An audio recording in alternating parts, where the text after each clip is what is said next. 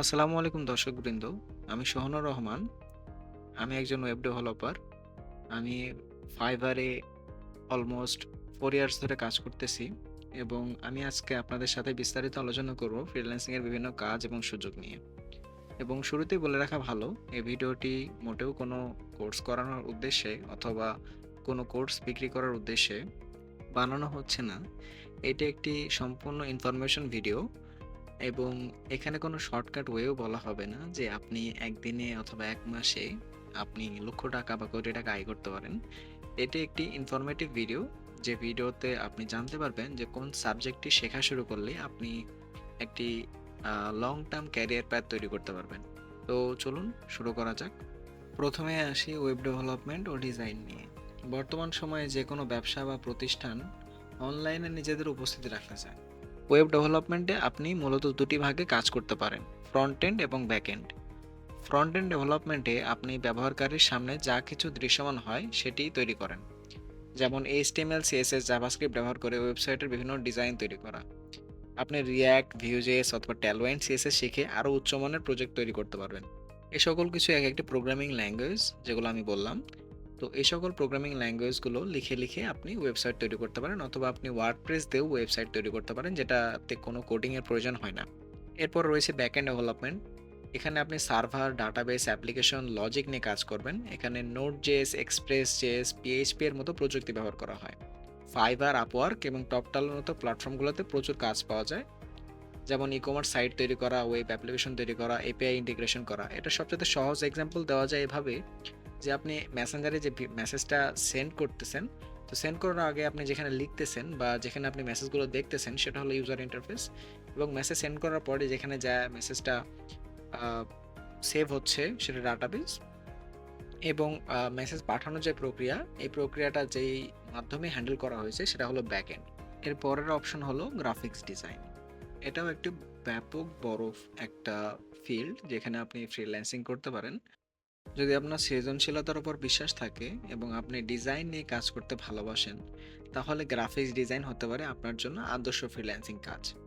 এখানে আপনি logo design, branding, business card, social media post, UI UX design ইত্যাদির কাজ করতে পারবেন।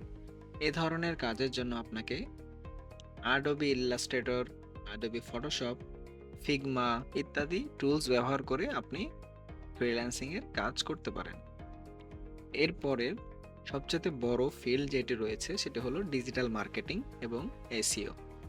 ডিজিটাল মার্কেটিং হলো যে কোনো ব্যবসা বা ব্র্যান্ডের অনলাইন মার্কেটিং বা স্ট্র্যাটেজি। এর মধ্যে আসে SEO, search engine optimization, SEM, search engine marketing, social media marketing, email marketing এবং কন্টেন্ট মার্কেটিং। এসইও হলো আপনার ওয়েবসাইটকে গুগল এবং অন্যান্য সার্চ ইঞ্জিনে র্যাঙ্ক করানোর প্রক্রিয়া। কারণ সাধারণত আপনি যখন কোনো কিছু সার্চ করে থাকেন, তখন আপনি সবার উপরের অপশনটাকেই বেছে নেন। তো সেই প্রক্রিয়াটাতে আপনার ওয়েবসাইটকে সবার উপরে দেখানোটাকেই হলো এসইও। এর পরের ফ্রিল্যান্সিং অপশনটি হলো ভিডিও এডিটিং ও অ্যানিমেশন। ভিডিও কন্টেন্টের চাহিদা দিন দিন বাড়ছে, তাই ভিডিও এডিটিং এবং অ্যানিমেশনের কাজগুলোও এখন খুবই জনপ্রিয়। ভিডিও এডিটিং এর জন্য আপনাকে অ্যাডোবি প্রিমিয়ার প্রো, ফাইনাল কাট প্রো অথবা দা ভিঞ্চি রিজলভের মতো সফটওয়্যার শিখতে হবে। আর অ্যানিমেশন বা মোশন গ্রাফিক্সের জন্য অ্যাডোবি আফটার ইফেক্ট, ব্লেন্ডার ইত্যাদি সফটওয়্যারের কাজ শেখা লাগবে। এর পরের অপশন হলো app development. App development freelancing এর অন্যতম বড় ক্ষেত্র। এখানে আপনি মোবাইল ও ওয়েব অ্যাপ তৈরি করতে পারেন। মোবাইল অ্যাপ ডেভেলপমেন্টে অ্যান্ড্রয়েডে কোল্টিন, জাভা এবং আইওএসে সুইফটের কাজ করতে পারেন। এগুলো এক একটি প্রোগ্রামিং ল্যাঙ্গুয়েজ ওয়েব ডেভেলপমেন্টের মতো।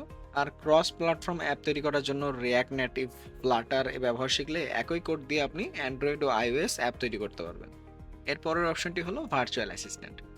যদি আপনার মধ্যে কমিউনিকেশন এবং ম্যানেজমেন্ট স্কিল থাকে, তাহলে ভার্চুয়াল অ্যাসিস্ট্যান্টের কাজ করতে পারেন। এখানে আপনার কাজ হবে data entry, email management, customer support অথবা সোশ্যাল মিডিয়া অ্যাকাউন্ট ম্যানেজ করা। এর পরের অপশন রয়েছে ইথিক্যাল হ্যাকিং। ফ্রিল্যান্সিংয়ে আরেকটি জনপ্রিয় ক্ষেত্র হলো এথিক্যাল হ্যাকিং। আপনি যদি সাইবার সিকিউরিটি নিয়ে কাজ করতে পছন্দ করেন, তাহলে এটি হতে পারে আপনার জন্য। এখানে আপনার কাজ হবে বিভিন্ন প্রতিষ্ঠান বা সংস্থার সিস্টেমের নিরাপত্তা পরীক্ষা করা। ফ্রিল্যান্সিং এমন একটি ক্ষেত্র যেখানে আপনি আপনার দক্ষতার ভিত্তিতে নিজের কাজের সময় এবং প্রকল্প নির্ধারণ করতে পারেন। আশা করি আজকের এই ভিডিওটি আপনাদের অনেক তথ্য দিয়েছে। যদি ভালো লেগে থাকে তাহলে লাইক দিন, চ্যানেলটি সাবস্ক্রাইব করুন এবং ফ্রিল্যান্সিং নিয়ে কোনো প্রশ্ন থাকলে কমেন্ট করুন। ধন্যবাদ। আল্লাহ হাফেজ।